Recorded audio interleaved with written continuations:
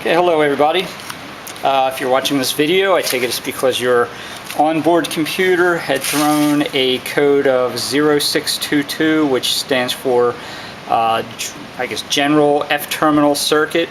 This is your F-terminal right there. From what I understand, that's where the computer controls the alternator, basically turns it off and on for charging, whatever. I suppose it's called the F-terminal because if anything goes wrong, you're pretty much F'd.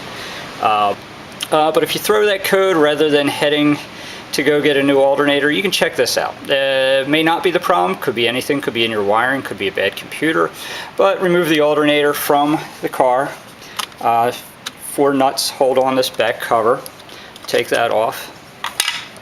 And then right here are your brushes.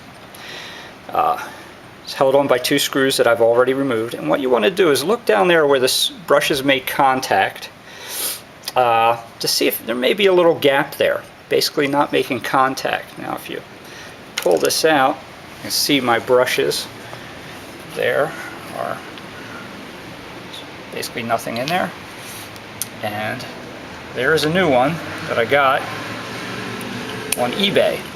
Now this part you're not going to find in your parts store. You won't even find it on Rock Auto.